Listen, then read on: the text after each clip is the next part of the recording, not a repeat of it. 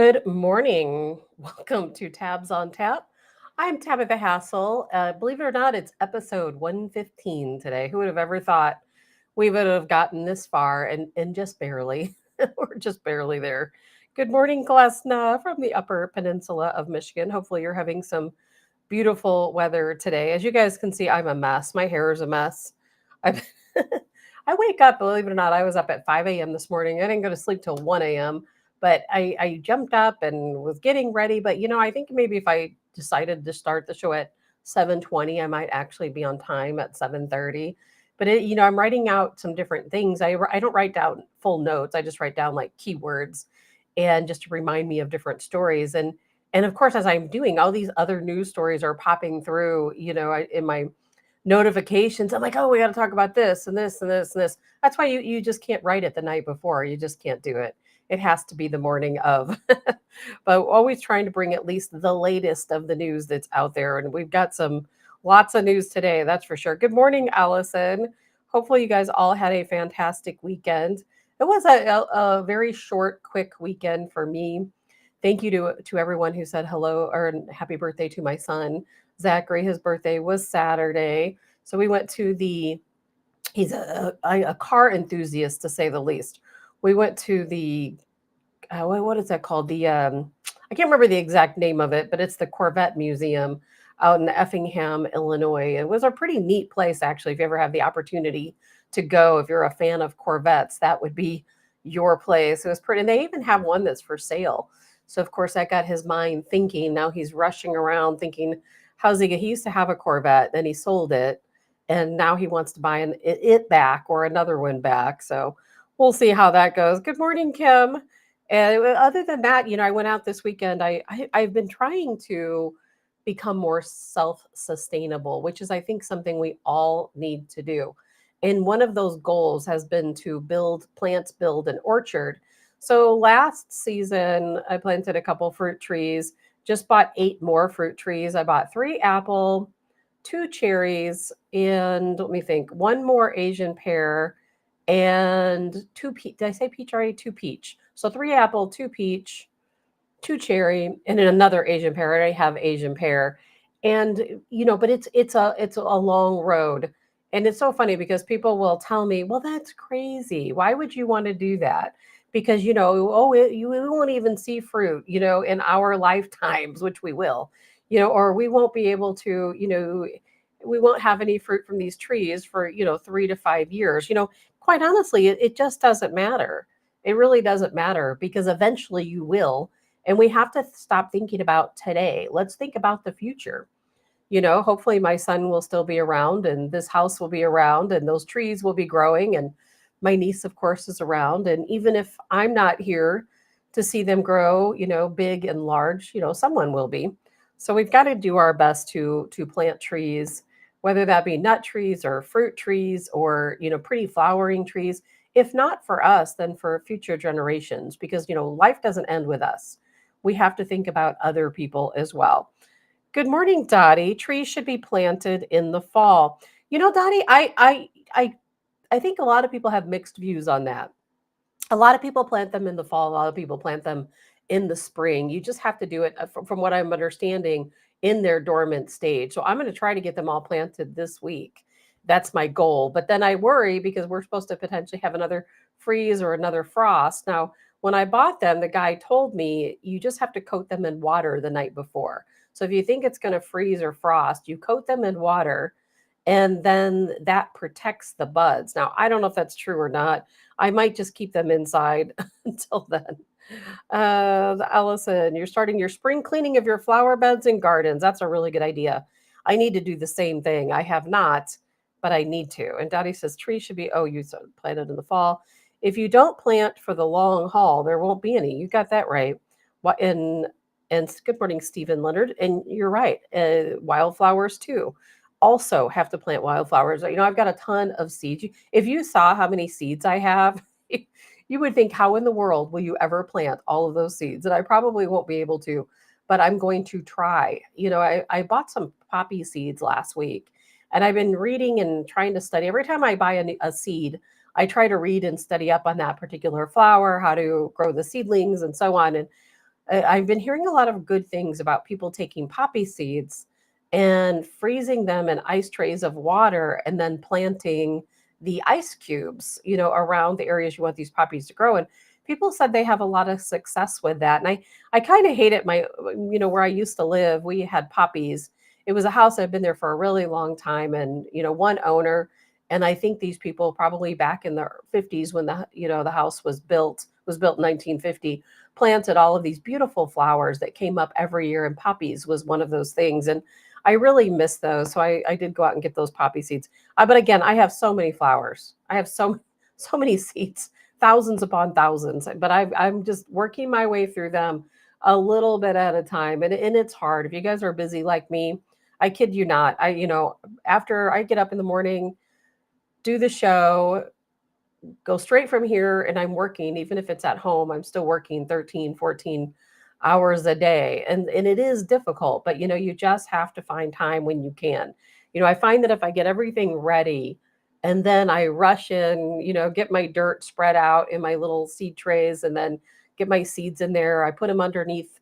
I have these cabinet things I need, the shelving units in the sunroom. But I've got a greenhouse. I just bought a new greenhouse. When I'll ever find time to put it up, I do not know. But I'll tell you what, it is that time. It is that time. Dottie says, did you get apple trees? Some require the same to pollinate. I did, Dottie. And I got 3 apple trees so that they could pollinate together.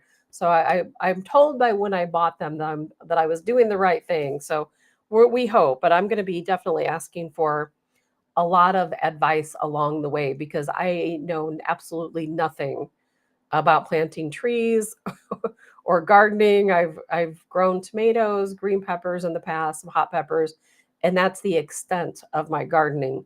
And so last year, as you guys know, I kind of jumped into it a little bit. Well, big. I jumped into it big, too big for me, and I had a lot of failures. But you know what? We learn from our failures, don't we?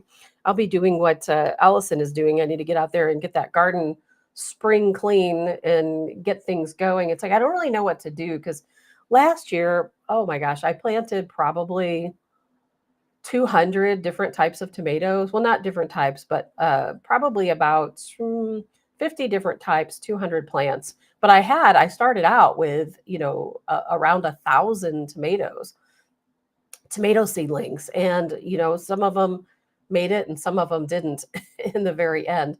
But I did plant a ton of them. It might have even been more than 200 that I planted. It was a lot. And I did have a lot of tomatoes, but I also had some kind of like a worm that kept eating the tomatoes from around the top, around the core. And then I didn't have any bottom rot like you see a lot of people do have, but I did have that white, what do they call that? Powdery mildew. And the powdery mildew just devastated my garden. So I'm really working hard to find a gardening expert who can come on and talk to us about how to just from the very beginning get rid of that powdery mildew. But I've heard that once you have it, it's very difficult to get rid of. So we'll talk a little bit more about gardening on Friday. So much more to talk about today. So much more. There's so much going on today. We're going to talk about the Biden auto pen scandal. If you haven't heard about this, this is huge. To me, it's one of the biggest news stories that we're going to see, for a very long time. And I hope we get to the bottom of it. So we're going to jump into that. We're going to touch base on what's going on in Ukraine, Russia, Europe. Nothing, we keep striving for peace, but it's not happening. DOGE, I think DOGE is over, just so you know. I think DOGE is over. And we're going to get into that. Phyllis, chickens love those worms. Yeah, Phyllis, I need to let my chickens out this year. I was just talking to my brother about that because I keep my chickens in a run. Now they have a really large run. I only have 6 chickens, and I started out with 7. A fox got 1. It managed to get into the run. Now I have 6, and have since, of course, made sure my run and coop are very secure. And they stay in this site. It's like a 13 by 20 foot run. Which they're very spoiled in their little run. They're not pets. They don't have names, but I would love to let them out to free roam. But we have so many predators here. I just don't know if that's something I'm going to be able to do because we have hawks, we have red-tailed hawks, we have owls. I have what else? Fox, of course, coyote, bobcats, just a little bit of everything out here. But people do, people manage to let their chickens out and they get through it. I don't know that chickens are always attacked, but I think around here they probably would be, because I see the fox out running around pretty often, even during the early evening hours. So we're going to get into a lot more of that as we go. Climate change. We've always known climate change is such a scam, don't we? We know climate change is a scam. 2,000 scientists this isn't new. 2,000 scientists have signed a petition saying that this climate change it's just a hoax, it's just a money grab.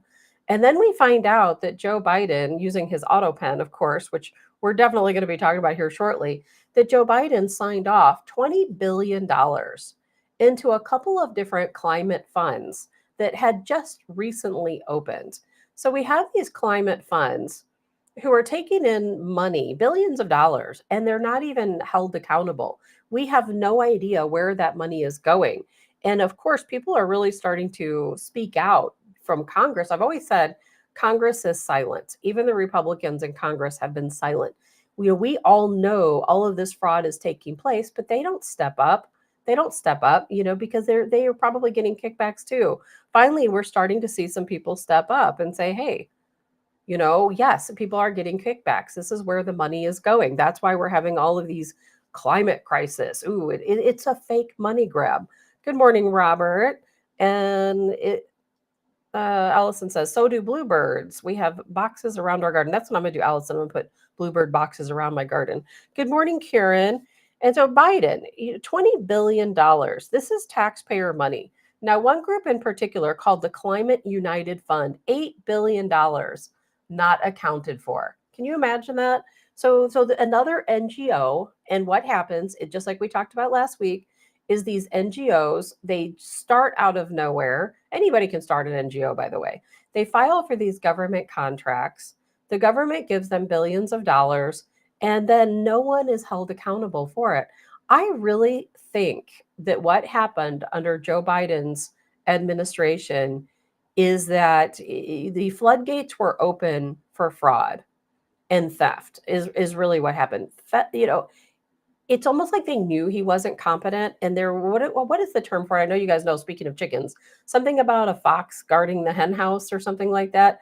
And I think that it's a very much a similar situation, because we had Biden with his auto pen signing all of these different executive orders. We had him signing away billions and billions upon billions of dollars to these new NGOs. They were just started, sometimes 3, 4, 5 weeks before they received these grants for billions of dollars.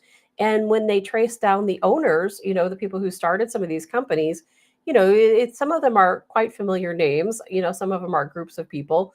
But either way, we know that Congress backed the taxpayers funding these different climate hoaxes and other non-governmental organizations. And they got kickbacks. They did. There was a group of people out there somewhere, probably, and I'm not even going to blame this one on the deep state. I'm going to blame it on everyone in Congress, Republicans, Democrats alike, where they all sat around and said, and remember how we used to always say, well, why aren't Republicans calling out Biden? Why aren't Republicans saying, oh, Biden, we know you're not competent. We meet with you. We see you. We know. They never spoke up. Why? Because they're getting kickbacks too. That's exactly why. And Allison, DOGE has identified nearly 5,600. Yes, so we're going to get to that. And Allison's way ahead of the news, as always. Good morning, Karen. And so DOGE is no more, by the way. I don't know if you guys know, but DOGE is done. They're done. They've uncovered a lot, where the bombshells that they've uncovered are probably going to stop. We'll probably still hear some residual things. DOGE uncovered a lot of things in a short amount of time. But, as per Trump's cabinet meeting last week, DOGE is over. Good morning, Rob. There is no more. I mean, DOGE, the name DOGE still exists. Elon Musk will be in an advisory role, but no longer are we going to see Elon Musk and his team going through these accounts and looking for fraud. Trump has decided it's just not in the country's best interest to continue doing what we're doing. And what his term is that we're going to move forward using a scalpel and not a hatchet. Of course, Elon Musk being the hatchet. And the reason why, it's not because Donald Trump doesn't want us to know about everything that's taking place, it is because that he's facing so much backlash in lawsuits. All of these people who are being let go, government workers being let go, they're all trying to sue the Trump administration. There's a lot of lawsuits coming. The ACLU is coming after Donald Trump. And, it's kind of funny. I really thought this would be bigger news, but it's been very quiet that Donald Trump, when he had his cabinet meeting on Thursday, he told members of the cabinet that, you know what, we're going to change things. DOGE is no longer in charge of your departments. You are in charge of your departments. We're going to use Elon Musk in an advisory role. We're going to wait and see how things happen before we go back to any of these extreme measures. And good morning, Scott. And so therefore, I don't know what's going to happen going forward. I don't think we're going to see these big bombshells that we were seeing through DOGE. And, as Allison stated, DOGE uncovered with the Small Business Administration, there was $302 billion in loans that went out to children during COVID times. Remember? I don't know if you guys recall, but during COVID times, the Small Business Association put out all of these documents saying, now's the time. We know people are struggling. You can apply for these hardship loans for your business. $312 billion to children. And of that, I think it was, let's see here, $6 billion went to children under 11 years old. I mean, how can that even be possible? And good morning, Elizabeth. Robert, Congress is like the Bar Association. That's scary.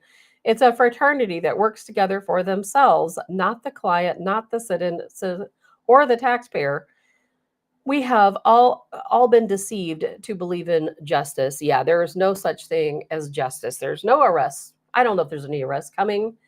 And you guys all know how much I love Donald Trump, of course, but he's backed into a corner with DOGE. He's being attacked from all sides, including the Republican side, about what DOGE is doing. Elon Musk came into DOGE and he said, and if you remember in the beginning, DOGE was also Vivek Ramaswamy, who very quickly, he and Elon did not agree on the path moving forward with DOGE. So Vivek left. I believe he's running for governor of Ohio now. And then we have Elon Musk, who continued on and hired his group of young people, brilliant young people, by the way, to comb through all of these different files and these different branches. And I think it was just too much too soon, not for us, the people. This is exactly why we elected Donald Trump, was exactly what DOGE was doing. And now all of a sudden, that's just going to come to a halt. And I think it's going to take a while for people to realize that it's coming to a halt. Good morning, Linda. Good morning, Joe Fry. But yeah, DOGE is a thing of the past. I loved seeing all of these things uncovered. And hopefully we'll still find out more. I think that's pretty much the end of it, though. And now, again, Trump, in his cabinet meeting, gave the power back to the cabinet leaders and said, you know what, you go out, you run your branches, but we're going to be keeping an eye on you. We're going to have Elon Musk in the Department of DOGE in an advisory role. You go back to your branches, you cut as many employees as you can. Keep the productive employees, get rid of the folks that are not productive, and then we'll keep tabs on you. And so according to Donald Trump, if these cabinet members don't run their branches correctly, if they don't cut down on wasteful spending, then it is going to go back to the Department of DOGE again. I quite honestly, I'm very upset about this turn of events. I think Elon Musk has been doing a fantastic job. I think DOGE is needed. I think it's what we want. And yeah, Trump is going to face lawsuits. No question about it. There's going to be judges that won't uphold some of the cut in spending, some of the firings of employees, but you still have to keep moving forward. And I hate to see us backtrack. I really hate to see that. Scott says DOGE will get fine-tuned. Yeah, and Scott, I'm happy with DOGE too, but Donald Trump said no more DOGE. DOGE is not going to be the powerhouse it once was. However, again, Elon Musk will stay in an advisory role, and he will continue to offer advice. He'll continue. I don't know if we're going to see less of him at the White House or less of him with Donald Trump. He's still there from what I understand, and I've seen videos of him as much, from this weekend. But I don't know where we're going to go from here. And is there more to it? Maybe there's more to it. Maybe this wasn't Donald Trump's decision. Elon Musk, as we've talked about before, he gave that interview to Joe Rogan where he said, if I truly uncovered and talked about the corruption that I have found, they'll kill me. Maybe he asked to step back. We just don't know at this point. But I do believe it's been very quiet. And I don't think most people have realized yet that the role of DOGE has ended. So Allison says, I believe Elon will still advise on cuts, and this is just to take the heat off of Elon. They will expose fraud, and they are just not letting him fire the people that will be department heads. I hope you're right, Allison. And what you're saying is pretty much what Trump said. He's still going to be serving in an advisory role. However, Elon Musk, his goal was to cut 50 to 60% of the federal government workforce. And of course, that just was not going over very well. But I also played a video for you guys last week in which we had a government employee who was making $100,000 a year that said he hadn't had any work since 1996. Remember that? Or was it 1996? He was going into the office every day and he had zero work. And here he was going into the office, no work, getting paid his $100,000 a year salary. And what he was doing during the day is he was writing books. He became an author and published actually several books during this time that he was working for the government. And then, of course, he got to the point where he didn't need that $100,000 anymore because his books were becoming successful. And he decided to speak out, against the government waste. And DOGE is absolutely essential to this country. It's exactly what we voted for. It's exactly what we want. And I think we've all been thrilled seeing what DOGE is doing. But I think that's the end of it. I don't know where we're going to go from here because, I'm going to show you this little video about Nancy Pelosi and her insider trading. When are we going to see? I'm going to ask this every day. When are we going to see the arrests? That's what I would like to know. When are we going to see the rest with the step back of the Department of DOGE? I don't know if that's going to happen. I think that the fraud and everything they were uncovering is going to take a little bit of a backseat now, but maybe not. We'll just have to see how things play out, and they will play out.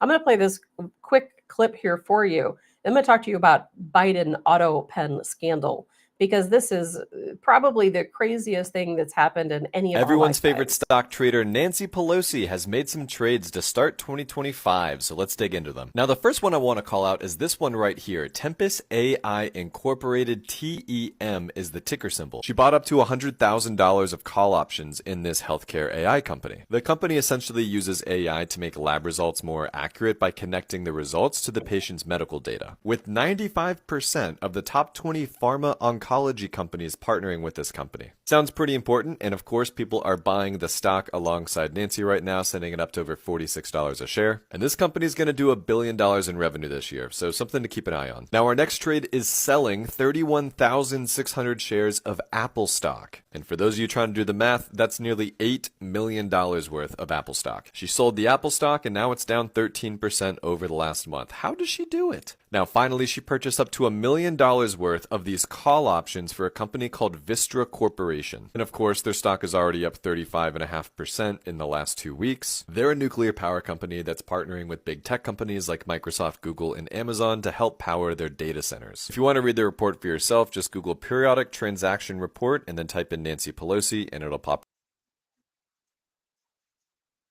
Yep. And you should do that. We should all do that.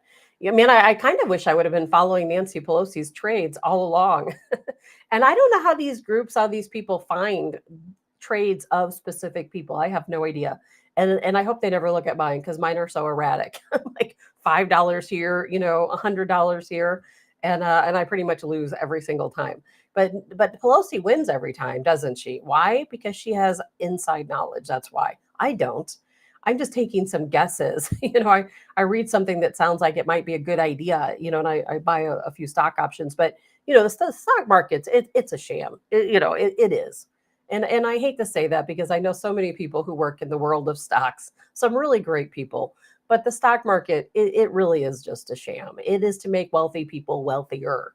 The average person is generally not going to make a lot of money in the stock market. But it is a great place for insider trading, isn't it? It is a great place where if you're in the know and you know what's going on, you can make some awfully good transactions, can't you? You can become a billionaire if you're a member of Congress or work for the government in certain capacities where you know exactly what's going to happen, so you know which stocks to buy. Now, insider trading is illegal. It is against the law. Now, does anyone ever get punished for insider trading outside of Martha Stewart? And that would probably be no. And I would really like to see Pelosi answer to this. No one is calling out Nancy Pelosi other than people like us. There is no one, I don't see reporters out there in her face asking about insider trading. I don't see the Department of Justice investigating Nancy and Paul Pelosi. I just don't see it happening. I don't think you do either. I don't see the Department of Justice investigating anyone for insider trading or some of the other ridiculous things they've done. Now we have Biden with his auto pen. To me, this is the biggest scandal that we may ever see. And it's kind of funny. I feel like I say that often. Like we just go from one huge scandal to the next. And Missouri's Andrew Bailey is jumping all over this. Thank God for him as well, going after the Biden administration for, the fact that the guy's just not competent. And there's a good possibility that his entire presidency has been completely illegitimate. Think about that. We used to joke about that, wishful thinking, but it may actually now be true because it turns out that the Heritage Foundation did an investigation. And what they uncovered is that every single document Joe Biden signed during his presidency, every single one of them, except for one, was an auto pen. He did not sign those documents. Remember when we saw Joe Biden his first day of office and he's sitting there and somebody zoomed in on the photos of all these executive orders and all the pages were blank. And we all kind of thought, well, that's maybe just symbolic. Maybe those are just those executive order books there. They're symbolic and he's signing them, for a photo op and so on. Well, it turns out that he's never signed anything, nothing except for one document. And guess what that one document was? That was his withdrawal from the 2024 election. That is the only document that was actually signed by Joe Biden. So all of those executive orders that he wrote were signed by AutoPen. And that could potentially invalidate every single thing he did during his presidency. And this is turning into a much bigger deal because it's not just Missouri's Andrew Bailey looking into this. We're going to have the Department of Justice involved. Trump is going to do whatever he can to go back and take a look at exactly what occurred during the Biden presidency. Just think how many orders were signed, how many treaties, how many deals were signed in those 4 years. I mean, thousands. And so then you've got to ask, okay, well, we all know that Joe Biden wasn't running the show. So who was running the show? Who? And we saw that video of Tulsi Gabbard who talked about, the fact that no, Joe Biden is not the person who is in charge. It is definitely the deep state. We had Speaker Mike Johnson speak out and say, no, he tried for 6 months to get a meeting with Joe Biden. This is the Speaker of the House. Couldn't get it. They wouldn't give it to him. Even in the position that he was in at that time, he was not given a meeting with Joe Biden. And so finally he asked, well, what is happening? Why am I not getting a meeting? Why can't I? So he goes into a room, finally gets a meeting, and he sees all of the advisors of Joe Biden. And he told the story. I believe it was to the Wall Street Journal. And he said, okay, now he gets it, that Joe Biden is not making decisions. All of these advisors are making the decisions for him. So all of these executive orders that he signed off on, all of this funding that he signed off on, it should all be illegitimate. It shouldn't be legal. I mean, what president signs with an auto pen? I mean, why wouldn't? And you know what, Allison, you've got a good point there. You believe those pardons will be challenged in court, and they should be because he signed those with an auto pen too. Nothing that he did during his entire 4 years was signed by him. That is part of your government authority. Donald Trump, when he signs an executive order, he sits down, he uses a pen, and he signs his name as it should be. An auto pen means that anyone else could have signed off on these executive orders and Biden would have had no idea.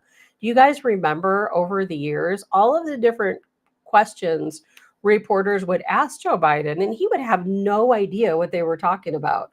There were some very specific examples at the time. They would ask him about ceasefires, with Israel. He'd be like, "What? I have no idea what you're talking about." Because he really didn't know what they were talking about because he wasn't signing anything. So, how can all of these different executive orders, how can all of the laws and legislature that he signed over those 4 years, how can it be legitimate if he isn't even the person that signed it and didn't even know about it? And I hope that they really stay on top of this. To me, it's like the biggest news story we could ever imagine. That again, more validation that everything we thought was true. That Joe Biden, for those 4 years, he was not the president. We know he spent more than half of each year at his home in Delaware, not at the White House. And when he was in Delaware, he did not, he probably did keep logs, but they've never been made public. They claim he didn't keep any logs. A president during their administration, they have to keep a log. So every single person that visits the president, whether it's at their home, whether it's at Camp David, whether it's at the White House, whether they're on vacation, they have to keep a visitor log. That's the checks and balances that takes place, when you're a president. Because if you meet with certain people, the American people have the right to know. So that way we can say, okay, Joe Biden met with this person on this day, this person on that day. And that's how we keep our checks and balances as to what is going on in the White House. But Joe Biden didn't do that. He didn't keep visitor logs. So here's a guy who spent more than half of each year at his home in Delaware, and we have no record of people he met with during that time. And of course, while he's spending more than half the year at his home in Delaware, who's running the show? I think we all know who was running the show, of course.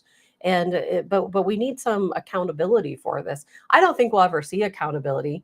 I'm getting kind of dismayed, quite honestly, as much as I love, again, Donald Trump. I realize he has only been in office for a very short time. I feel like his focus, which is good, I'm not downplaying his focus. His focus is on creating a peace deal between Ukraine and Russia. It is about creating a peace deal, with Israel and the Palestinians. And these are things not only, we do need world peace, but I feel like these are things that are more about his legacy. Then he's going on about, of course, incorporating Canada, annexing Greenland, making our way up to the Arctic region. We need, I know he's being strategic. I know he's negotiating, but a little part of me is like, we have got to do more than what we're doing. And I'm trying to just keep the faith because I know good things are coming. I know that. And I guess maybe I need to stop worrying about accountability and focus on the future. I feel like there's accountability is owed to Americans. We see all this fraud that's unfolded, and I want to see people punished for it. I want to see investigations. I'm not saying I need to see Nancy Pelosi taken off in handcuffs today, but I want to see an investigation. I want to see things moving in the right direction. We were promised some Epstein files, and we don't have them yet. And Allison says 3 months in office. Oh my gosh, Allison, so much has been accomplished.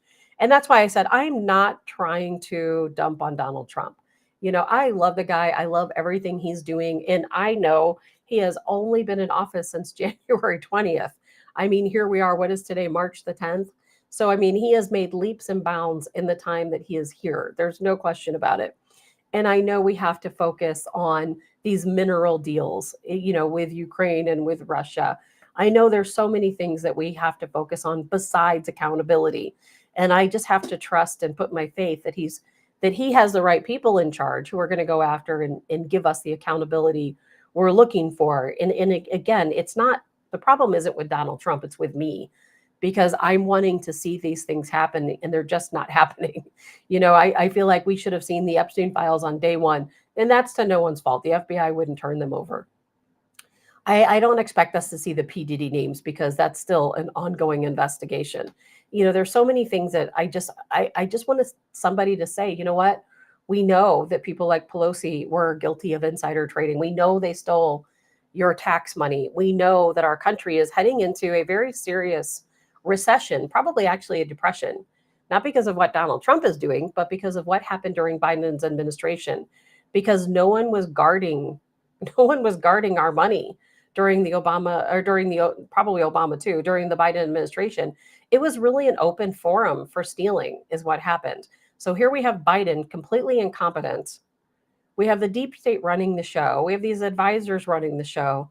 All of them, it was just a big money grab his entire 4 years. They're using his auto pen to sign all of these documents to steal billions upon billions, probably trillions of dollars from American taxpayers, from your Social Security fund, from the Small Business Administration, from all of these different funds. And it was all about Congress, whether you like it or not, all about Congress and these other folks that work in the government creating wealth for themselves. That's what it was all about. And they used Biden. He was just the scapegoat. Here he's away at his home in Delaware. He has no idea what's going on. And they're signing over billions of dollars to these different NGOs. And no one knows where any of that money went. But yet we have people like Obama, who now has $135 million. We have Zelensky, now worth $66 billion. We have all of these people who have become multimillionaires, multi-billionaires off of your hard work. And yes, I do want to see accountability, and I want to see it right now. I don't want to wait. I want to see it right now. And let's see, Glesna, South African white farmers on an expedited pathway for citizenship per President Trump. He listened to a woman whose husband was shot 6 times in front of her. Yeah, Glesna, that's actually the same woman that I have talked about so many times. There was a woman that I was in contact with, a couple of years ago, and I think it's the same woman. And she was on her farm in South Africa. She owned a large farm, and as we've talked about before on this show, there's a situation that's taking place in South Africa where there's a genocide, a cleansing of white farmers. And what they're doing is the government forces are coming to their lands and forcing them to leave and taking over their farms. And many are being killed in the process. And this woman that I had spoken to, I'm not positive it's the same one, but I think it is. And she had explained how she was sleeping, they were all asleep, and all of a sudden they heard the people pull up. And by the time they woke up and came out, it was too late. And they ended up shooting her husband and killing him. She escaped and ended up in a refugee camp along with some other members of her family. And there's been hundreds killed across South Africa, white people killed across South Africa. It's just a terrible situation. It's just a land grab, by the government there. And now, of course, they're still fighting. They have these M23, rebels coming through and even doing more harm than what was already done. So yes, Donald Trump is giving South African farmers, ranchers, a place to live here in the United States if they would so choose. And I hope they do, because a lot of them are living in these refugee camps where it's unsanitary. They really don't have a lot to eat. They don't have a lot of clean drinking water. They're always under the threat of being attacked by these rebel forces who also, had forced them to flee their homes. And, these were very wealthy ranchers and farmers who now have absolutely nothing.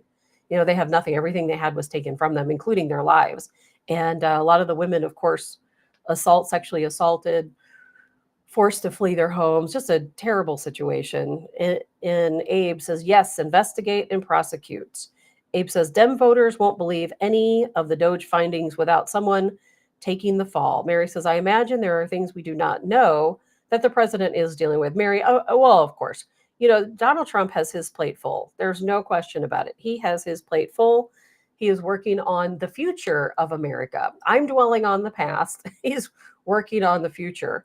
And Robert says, is anyone else tired of Senator Bernie Sanders going on about tax cuts for billionaires and not paying their fair share? I am, because I'll tell you what, tax cuts that Donald Trump has put into place, that actually, as a matter of fact, I've got the figures here, that actually affects all Americans, the majority of Americans. The majority of Americans are not millionaires or billionaires, as you guys know. That's just simply not the case. And therefore, I do have some figures here, and I'm going to go over these now that you bring it up. And let's see here. Where are they? Here we go. So no tax on tips will benefit over 4 million people. 4 million people in this country live on a tip income. No tax on Social Security will benefit 65 million people in the United States. No tax on overtime pay. This benefits over 10 million people. And of course, these people are not billionaires or millionaires. A lot of these people are young people working for tax or tips, elderly people who also not only receive Social Security, but often end up in jobs working for tips, like rideshare type programs, or delivery services where they're relying on tips. And this actually, these tax cuts help the lower class and the middle class, not the billionaires. So, that's just another Democrat talking point. And the reason why, if you guys missed out on our talk earlier, the reason why DOGE is no more. There's still a group called DOGE, but DOGE is no longer going through these branches with their fine-tooth comb. Now they are just serving as an advisory role. So, the Democrats are getting to Trump. It's not Trump's fault. He's trying, and I understand his reasoning. His reasoning for ending what Elon Musk has been doing with DOGE is that, he needs this to be effective. He needs these cuts to be effective. And they're not being effective with Elon Musk at the helm because Democrats hate Elon Musk. Democrats hate Trump. And so all they're doing is they're having all of these crazy liberal judges stop, in their tracks, everything that DOGE is trying to do. They're telling them they can't fire these people. They're telling them they can't lay off government workers. They're telling them they cannot sell these government buildings. They're coming after them with everything they have. And I think Donald Trump's perspective, which I understand, I don't like it, but I understand it, is that we will be better served letting the cabinets run their own departments, letting them make the cuts. They can refer back to Elon Musk and the Department of DOGE for advice, but we have to let them do the work themselves. And we all know it's going to happen. They're going to do nothing. These are the same people who ran it into the ground, and now all of a sudden they're going where we expect them to be the one that makes the cuts. They're not going to do it. So, the accountability we were looking for, I think that's over. It's a done deal. It's not going to happen. I hope it does. My hopes aren't high. I think my hopes have been dashed. I loved DOGE and the Department of DOGE and what Elon Musk was doing. And it's a real shame to me that it's come to this. I don't think there's anything we can do. But then look at this guy. Now, this guy, I think, has lost his mind, but has he? This is the founder of Blue Anon, and he's talking about, it kind of reminds me of the stuff we used to all say that, oh, they're going to come and they're going to arrest Pelosi and Biden and all these people who've literally stolen trillions of dollars from Americans. But listen to this. He's either off his rocker or maybe he knows something we don't. That arrests are going to be made soon. I've said that before. I thought it was going to happen before he was sworn in. But I'm not as smart as the people in the deep recesses of the FBI and our government and those little special rooms with the nice lighting and the graphics and maps and all that stuff like CSI. This was bigger than anyone would have ever thought. There are going to be arrests made globally. And in our country, Donald Trump, J.D. Vance, a large group of Republicans, and Elon Musk and other people behind the scenes are all going to be arrested in the middle of the night. That's my feeling. That's my belief. That's my hope. Proverbs. That is not going to happen. Wishful thinking on his part, right? That is not going to happen. It is not going to happen. There are some arrests that need to be made. It's not going to be Donald Trump, J.D. Vance, or Elon Musk, for that matter. Not going to happen. You know who it needs to be? It needs to be the pedophiles. Is what it needs to be. And for anyone who wasn't here earlier, some of the things we've been talking about in the last half hour or last almost hour, we were talking about the AutoPen scandal with Joe Biden, in which literally every document Joe Biden has signed is potentially illegitimate because he didn't sign it. It was all signed with an AutoPen. They stole your money with an AutoPen signature. So we'll probably be talking more about that in future days. Of course, a lot of that going to these climate change hoaxes. But we're having a very serious pedophile crisis in this country within our schools. And when I read these numbers, this is absolutely alarming. I had to double check it because I thought this cannot possibly be right. It can't be right, but it is right. 100, and think about this. We're only at the beginning of March. Today's March 10th. That's it, just March 10th. So far in the year 2025, okay, this is 2025, not 2024. In the year of 2025, There have been 165 school employees arrested and or sentenced for child sex crimes.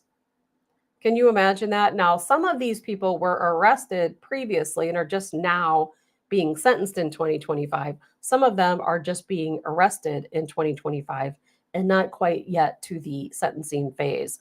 165 school employees sentenced and charged just in these short 3 months for sex crimes against children.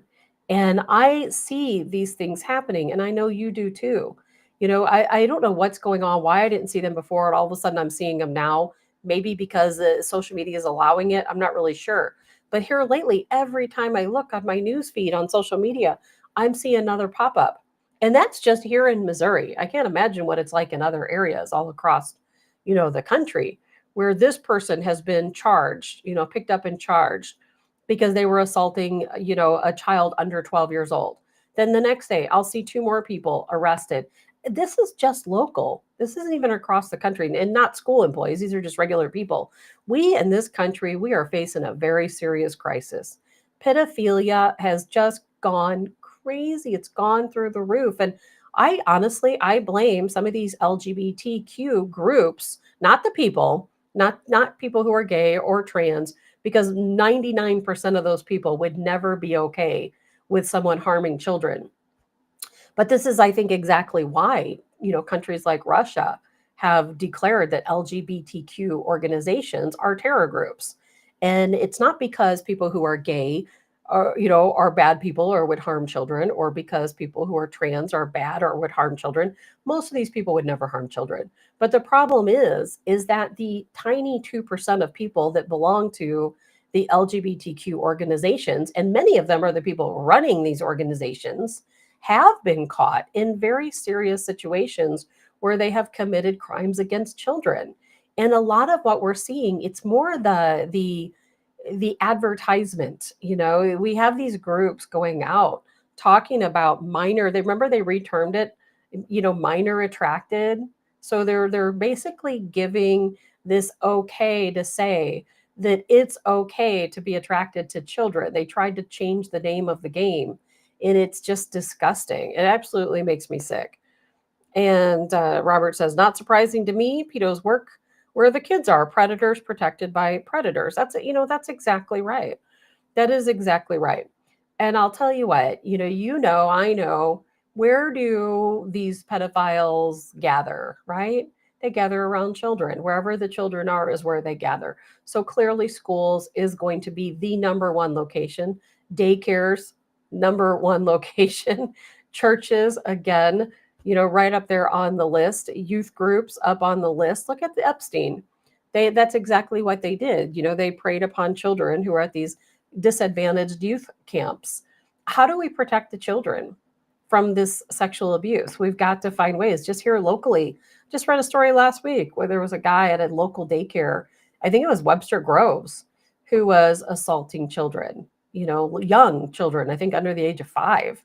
And he was caught, doing so at the daycare. And, now they're trying to find out, gosh, how many kids did this guy get a hold of? What is the answer? How do you screen for pedophilia? That's the hard part. How do you screen for that? Yes, if somebody has already been charged or accused, you could probably find that information. But I'll tell you what, most daycares are not doing background checks against people.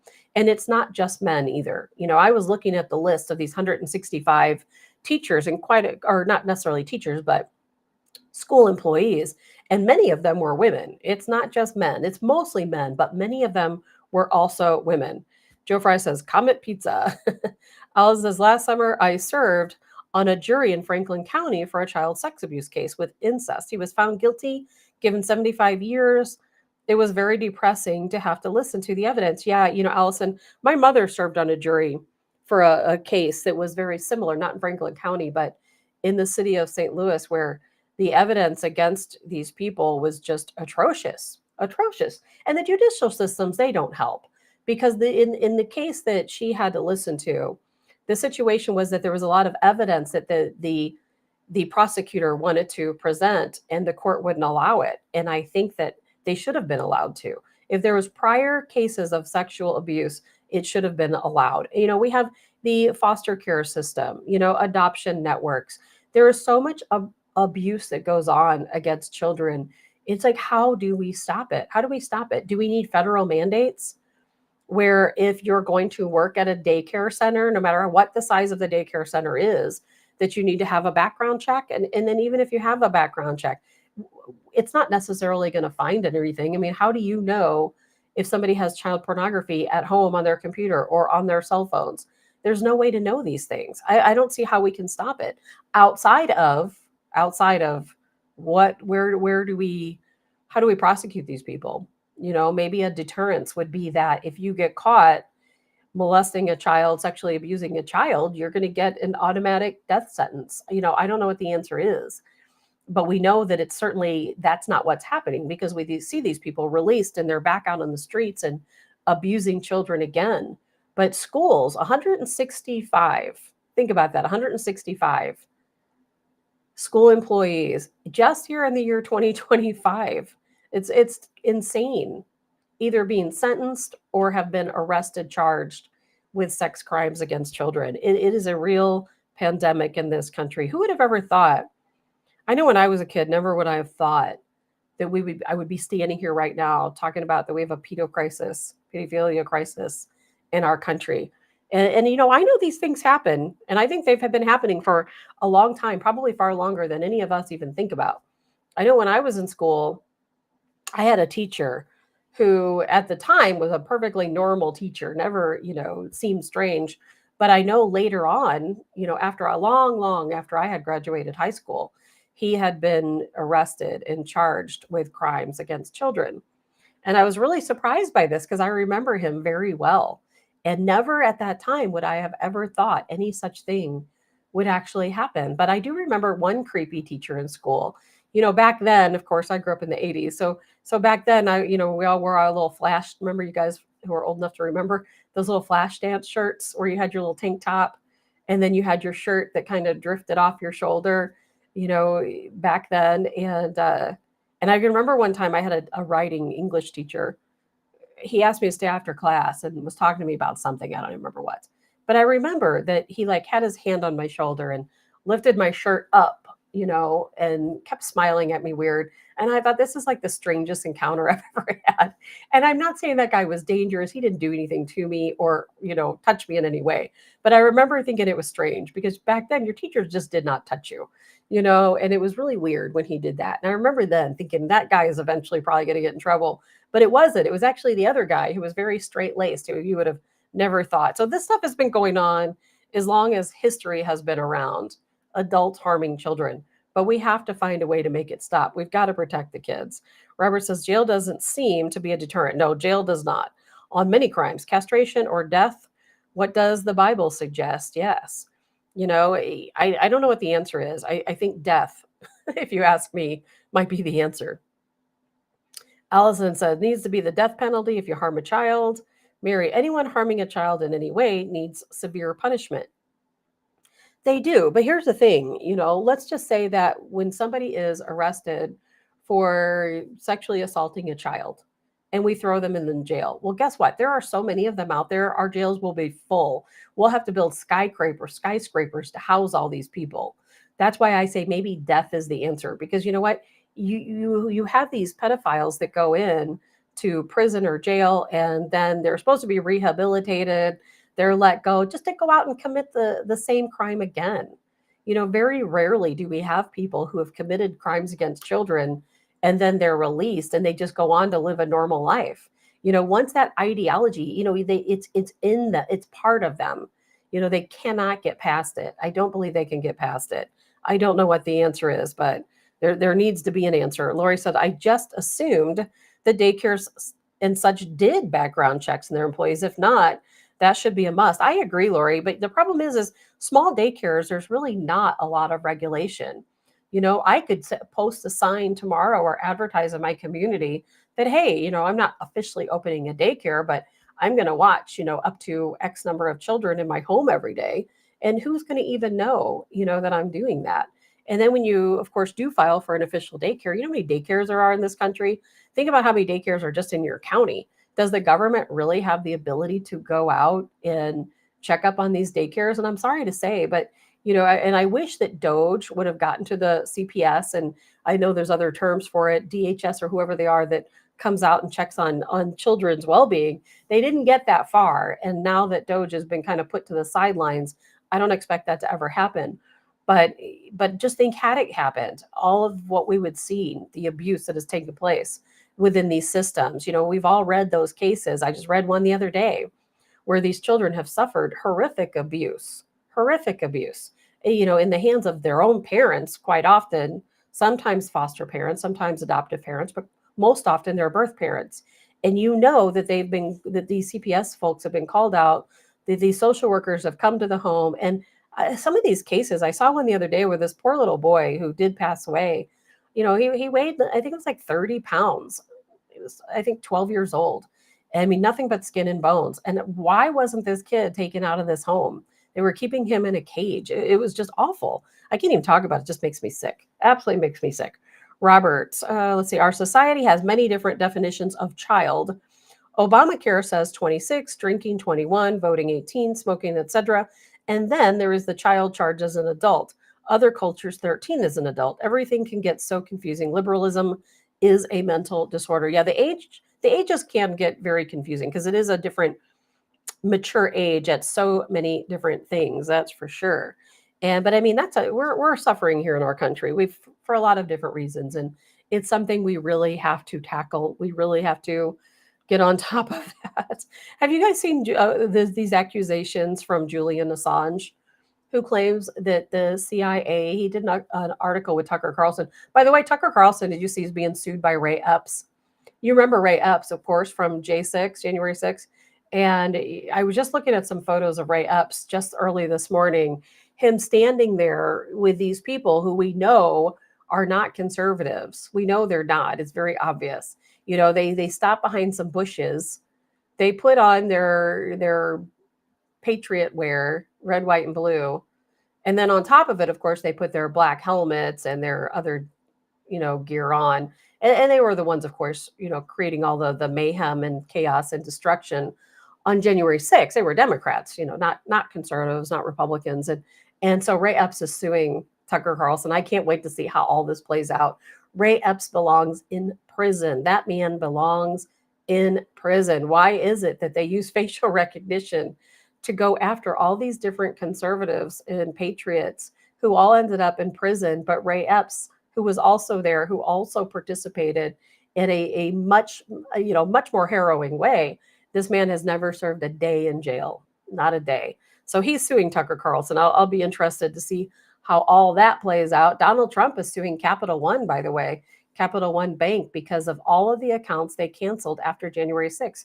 Capital One was one of many of the banks that went through and canceled people's credit cards and other bank type information, bank accounts, when they assumed that they participated in the January 6th, I wouldn't call it a protest, but the January 6th Patriots March. Allison, Epps was an FBI asset. No question about it. And under Joe Biden, the FBI and the CIA were weaponized against us. And Julian Assange gave an interview with Tucker Carlson about how he found out the CIA tried to have him killed. I'm going to show you just an excerpt. There's just 1 minute of this interview, but it's pretty powerful. And is the CIA going to change under Donald Trump? Because we know, like Elon Musk has even told us, the power isn't handed over overnight.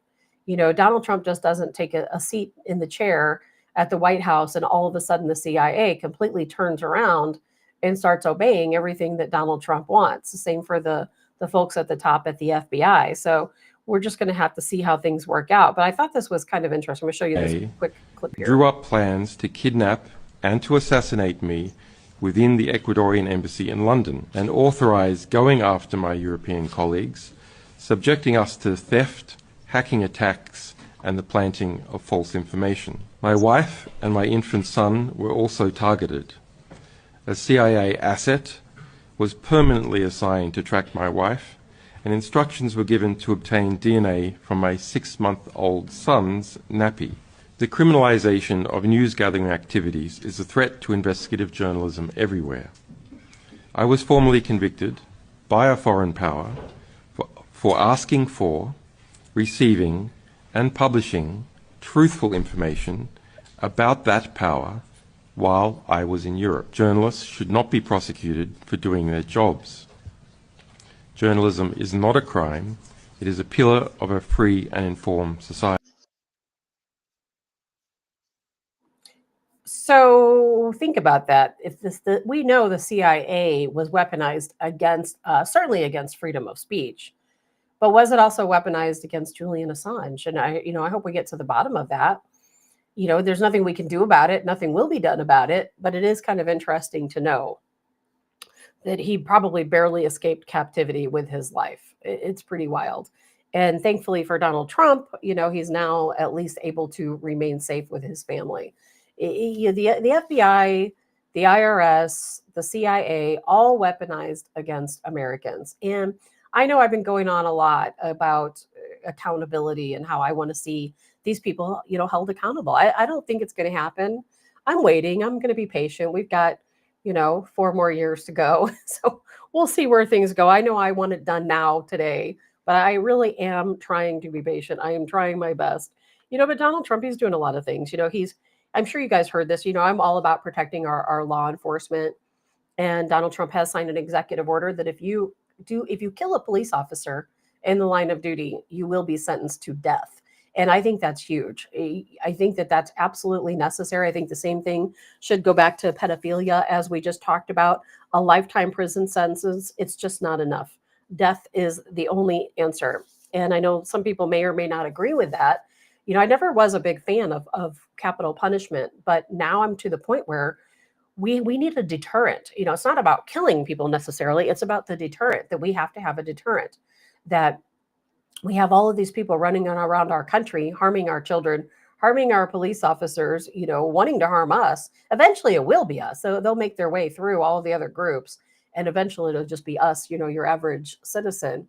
And we've got to start doing better. We absolutely have to start doing better. And I think that that's a good mark on the right way. That is for sure. But again, I'm not going to be happy until I see all these folks in handcuffs being walked out to Guantanamo Bay. I'll probably never see that happen, but it sure would be nice to see, wouldn't it? It would be awfully nice to see. Lots going on around the world. For anyone who's just joining in, we talked earlier. I hope people go back and do your research. You can go back and listen to the show when we talked about it. Do your research on your own, talking about the Biden auto pen scandal.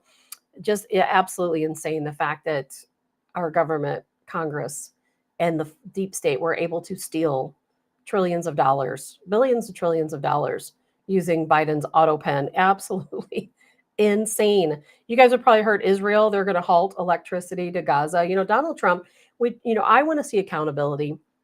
I want to see investigations. I want to see him going after all of these different people.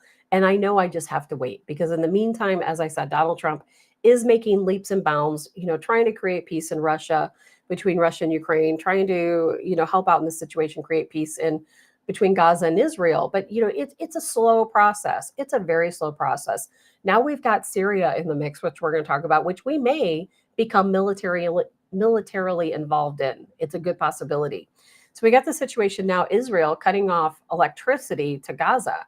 We know that the United States and Israel are trying to force the Palestinian people to leave that area. Now, where they can go, since no one wants to take them, I don't know. I don't think turning their power off is the right answer. No, it's not going to force Hamas to change. It's just going to make them more hostile. So we'll see how that works out. I don't think that that's the right answer. Joe Fry says, if we don't work on getting the Republican rhinos out of office this coming midterms, we may as well just give up and take their jabs. Yeah, you're right. You're right. The Democrats, Republicans, the whole of Congress, none of those folks are on our side. I want to know how much kickbacks every single one of them got. Even the people I like, I want to know, since they have been in Congress, how much money have they made? And did you notice? I'm sure you probably did. We talked earlier about the Department of DOGE, coming to a halt, Elon Musk's role becoming more of an advisory role and the power given back to the cabinet members. Well, did you notice that was happening right when Elon Musk started going through the IRS and looking at the tax files of Congress? Did you notice that? that's exactly when the Department of DOGE was stopped. And I think that happened for a reason, because they were just starting to uncover, in looking at these different tax returns of some high-ranking people. And then all of a sudden, oh, no, we're not going to do this anymore. It's all over. Joe Fry, Syria rebels are mass murdering Christians, and we don't seem to care. I care. And, people are starting to care, Joe Fry. It's really, the situation in Syria is escalating. We all knew this would happen. If you've been listening to this show, you know how I feel about Syria. And I'm really angry with a lot of people I know right now. I don't think any of you are those people. But if you have been listening to my show for some time, if you keep up with my social media posts, I've talked about Syria, gosh, since 2012, on the show I had back then. And the situation over there is very dire. And I've always said that Assad was not the bad guy. I'm not saying he's a great guy. He's done some things that, he had to do. I'm not going to say he did it because he wanted to do it. Assad, as a president of Syria, has faced a lot of very difficult issues. You have to remember the makeup of his country, which I have, by the way. So Syria has about 22.4 million people. 88% of them are Syrian Arabs. 2 million people are Kurds. And so what that compromises is that of those Syrian Arabs, most of them, of course, are Muslim. 27, I just cannot talk today. 72% are Sunni. Remember what I said, that 99% of all terror groups, according to the FBI, are also Sunni. And that's no different with what's happening in Syria. 72% of the country is Sunni. 13% Alawite. Assad was an Alawite. An Alawite, by the way, they believe in Christian values. They believe they are more Western, like we are, wearing jeans and free-flowing hair and so on. They're not the folks running around in black burqas. And the Alawites they do follow Christian beliefs, which, of course, as did Assad. Then 13%, of course, are Alawites, and there's this much smaller percent of Druze, Catholics, Christians, Orthodox, Shiites. But there are 3 million Alawites that make up Syria, part of the population in Syria, and Assad, of course, being an Alawite. Now, here's the problem, is that what Assad was dealing with as president is that 72% of the people he ruled over hated him because they were Sunni Muslims. And they absolutely hated Assad because he is an infidel, just like the rest of us are if you're not a Sunni Muslim. And so, and I'm not saying all 72% of these people, of course, are terrible people or terrorists by any means. But even if only a fraction of them have these, jihadi ideologies, that's a really big problem. And that's exactly what happened in Syria. And so this ideology started to spread. Extremism started to spread. We had ISIS coming into the country, with the Army of Islam in Syria, all of them wanting to rule and make, of course, their caliphate there in Syria. Now, Obama supported that plan. Obama, the deep state, have always supported Sunni extremism, has always been the case. You can go back and check my words. It has always been the case. Donald Trump came in, of course, into the power back in 2016. He stopped the support of the Sunni extremists in Syria. And then what had happened with Biden? He just picked up where Obama left off. And then the next thing you knew, you saw us, the United States, empower the ISIS and these other groups. Now they call themselves Al-Jalani, but they were actually Al-Qaeda and ISIS. And of course, they just rebranded themselves, just, of course, like what happened in Afghanistan, with the Taliban. So you can't rebrand. If you're a terrorist, you're a terrorist. You're always going to be a terrorist. They ousted Assad, as you know. He fled to Moscow. Now, in his absence, it has gone absolutely insane, as we expected it to be. And I'm so angry with some of the people I know, because people I know attacked me. They told me, I don't know how many different times, that I was wrong because I kept trying to defend Assad. And I said the same thing about Saddam Hussein, same thing about Gaddafi, that while these people may have been considered brutal dictators, they kept their country in check. They actually saved lives, believe it or not. And now what's happening, and people are taking notice. As a matter of fact, Marco Rubio made a post about it. Donald Trump has made a post about it. And we're finally getting some answers. I'm going to find this post here because we've got to figure out what to do in this situation. And I really do think there's a possibility we are going to become militarily involved. And so this is what Donald Trump had said. He said the United States condemns the radical Islamist terrorists, including foreign jihadis that have murdered people in Western Syria and in recent days. The United States stands with Syria's religious and ethnic minorities, including Christian, Druze, Alawite, and Kurdish communities, and offers its condolences to the victims and their families. Syria's interim authorities must hold the perpetrators of these massacres against Syria's minority communities accountable. And there's a lot of talk that we could end up going into Syria because what's happening right now is a genocide of Christians. And we expected Christians and Kurds. We expected this to happen. We knew it was going to happen. The minute Assad, he held out as long as he could.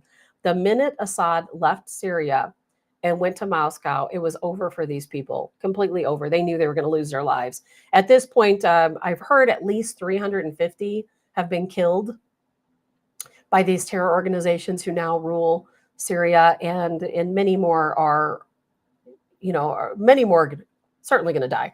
Robert says, Sunni, isn't that the majority Saudis? Yes, this is true. And Karen, have a good day, Karen. And it's pretty serious situation that's taken over there. But I'll tell you what, these people are fighting back. They're fighting back. We saw it happen in Afghanistan when the Taliban took over. I followed these people for days, weeks, as they tried to fight back against the Taliban. And then in the end, of course, they lost because the Taliban is much more powerful. And of course, the United States, whether you believe it or not, we backed the Taliban when we were under Joe Biden. And now we have a situation in Syria where, as expected, the terrorists are killing the Christians, killing the Kurds, and the Alawites, and all of these other, minorities. And I couldn't believe it last night. I wish I could play the video for you, but a lot of these social media platforms would take me down. I did share it on Telegram, but there were a group of Alawites and Christians who gathered together, safety in numbers, and they attacked the political security office there in, I believe it was in part of Damascus. And it was a huge uprising, on their part, because you know what? That's what the Bible tells us to do, isn't it? That's what the Bible tells us to do. They say, do not bow down, to these other religions. At some point, our faith is going to be tested. And we're going to have to stand up and say, yes, we do believe in Jesus. Yes, we are Christians, even if it means losing your life. And that's exactly what these people are doing. And more people need to pay attention. I know Marco Rubio also made a statement in support of the Alawites and the Christians and the Kurds and the Druze who are losing their lives. The numbers are going to be astronomical. If somebody doesn't step in and help these people, either they're going to be wiped out. It's just a terrible situation over there that's taking place, and in the meantime, we all know it's our government that's backing it. Thank God for Donald Trump that he's going to stop some of the massacre that the United States and Europe has been part of. And speaking of that, there's a lot of people, we've talked on this show a lot about withdrawing from NATO. Finally, people are starting to speak up. We've got some very prominent members of Congress, Republicans, saying, you know what? It is time that we withdraw from NATO. We are no longer aligned with NATO. Let's just end it. We know the United States, 70% of all of the money that comes into NATO is from us, the United States. Europe, they will not survive without us. They know they won't survive without us. We know they won't survive without us. So let's just pull the cord. Let's just end our relationship with NATO and be done with it. Because once that happens, then we're going to see this peace deal work out between Ukraine and Russia. We have to make it happen. And now Donald Trump made another statement this weekend that he is still talking to Putin. He's still talking to Zelensky's team, not Zelensky himself. And he's still trying to work out a peace deal, but he's upped the ante a little bit. Now we are over there dismantling our Patriot missile systems. Ukraine will no longer, not only if we stop the aid, no plans to restore the aid to Ukraine, but we are also no longer allowing them to use our anti-missile systems. So that's kind of an interesting new development. And now Trump has said that not only does he want the minerals that Zelensky promised us, but he's not going to sign off on any deal with Zelensky that doesn't include an election, because he knows that will, of course, be the end of Zelensky being president. And of course, just a talking head for Europe and for the deep state. And he wants to see a peace deal. It's not just, hey, you give us our minerals and that's the end of the story. No, we want to see a free and fair election take place in Ukraine. We want to see a ceasefire. We want to see peace. And, you know, Zelensky's never going to agree to that. Never is that going to happen. And Joe Fry says Democrats are the enemy within. Why doesn't the military get involved? You know, I don't know. We've got a long way to go, you know, before anything like that happens. And, you know, Putin, he made some interesting statements, by the way, because, you know, Russia is not, you know, I've always said, I know people, another thing people have attacked me for, Russia is not our enemy. They have never been our enemy. It is deep state propaganda that tells you that Russia is our enemy. And at some point, we're going to have to realize that we've been lied to about everything, absolutely everything, including Russia being our enemy. You know who is really our enemy? The people running our country, the people running Europe right now. Those people are our enemy. And, you know, and Putin knows this. Of course he knows.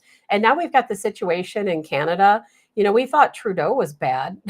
I got this new prime minister who's going to take his place named Mark Carney, who is obviously, we have tons of photos of him with Epstein and Ghislaine Maxwell. So where does that take us? You know, this guy said that Trump absolutely has to be defeated.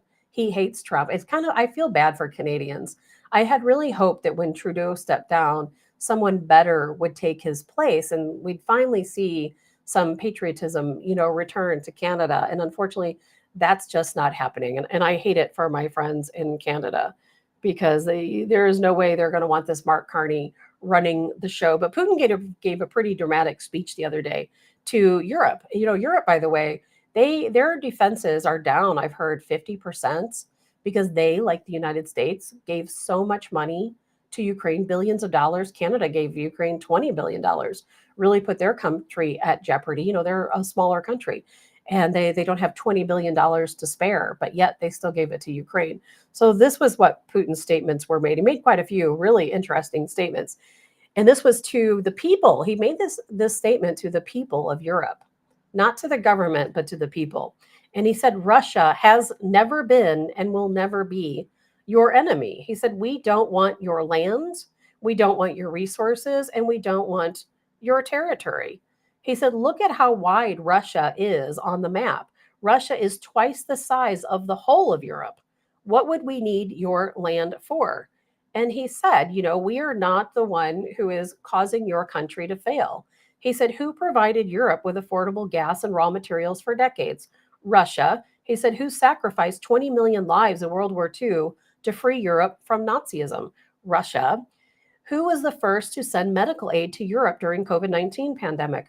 Russia. Who offered assistance when wildfires and natural disasters devastated European communities? Russia. And he said, you know, for decades, he said, you know, European leaders have said that Russia is the enemy of their people. And he said, you know, the Europe themselves are responsible for their own demise. He said, skyrocketing military budgets while their own citizens suffer in poverty, unquestioning obedience to NATO, even at the expense of their own sovereignty, massive sanctions that destroy their own economies under the illusion of security, an excuse for energy dependency on American interests instead of fair trade with Russia. I mean, I think Putin's points were very clear, and I think he's right on the mark that Russia has done so much for Europe, has really done, you know, more than anyone else probably has, contributing to Europe's economy. Yet, you know, they bash Putin and Europe at every turn they have. You know, they're still wanting to send these peacekeeping forces into Ukraine, which we know will absolutely trigger World War III. If they continue to say they're going to send these missiles and these troops into Ukraine, Putin said it will be World War III. We take that as an aggression on the part of Western Europe. We do not want to see your troops within Ukraine. So we'll see how all of that plays out, but it does not look good.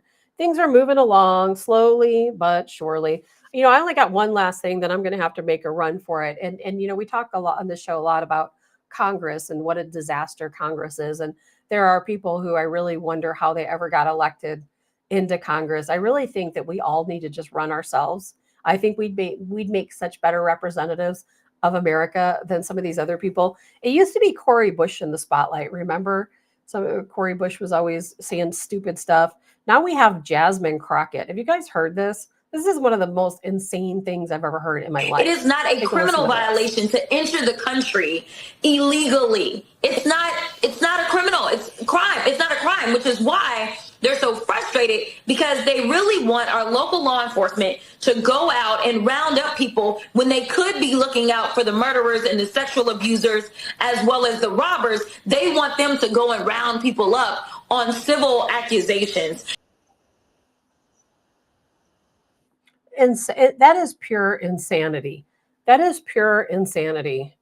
Jasmine Crockett, who elected this lunatic into Congress? That's what I'd like to know. Who elected her? She doesn't think it's a crime to cross into our country, illegally. I mean, literally, it's illegal. It's in our Constitution.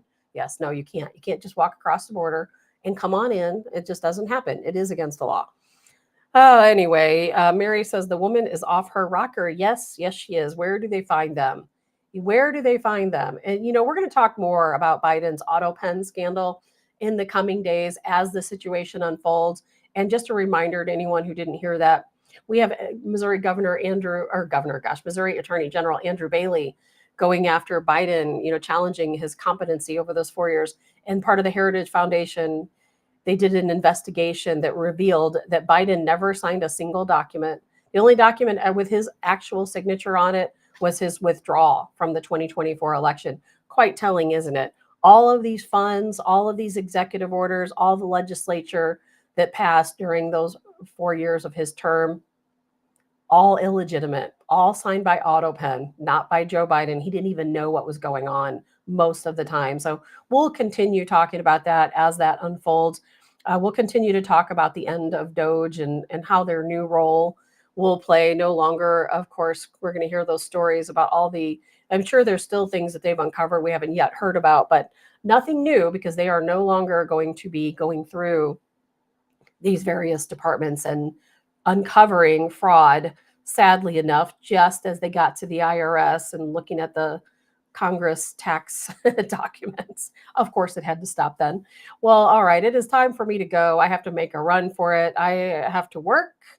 Believe it or not, I have to go get a CT scan today, which I am not looking forward to. For some of you that remember, when I was in Georgia campaigning for Donald Trump, getting out the vote for Donald Trump, I had to leave and come back for a week to get a CT scan. I was having a really hard time breathing. Couldn't figure out what was going on. And when I got the CT scan, they said I had some swollen lymph nodes in different areas of my chest, and as well as one really large nodule in my lung, my right lung, and one smaller one in my right lung. And I don't think it is anything. I'm sure I'm going to go today and get my CT scan and it's all going to be gone. But either way, I got to get it checked out just to make sure and see what's going on there. So I have to cut out today. I was hoping to talk about a couple more things, but we'll get to them later in the week. I will be here tomorrow. I will not be here Wednesday. Colonel Joe Adams and I are going to work out another time that he can join us. Hopefully this week we will figure out a plan. Thank you, Elizabeth. Hope you guys all have a really fantastic day. I will look forward to speaking to you tomorrow. I'll have the results of my CT scan by then, so can't wait to see what's going on there. I'm not really that worried about it because usually those things come and go and it'll all be good. But I do hope you guys have a great day, and I will see you all tomorrow. I'm Tabitha.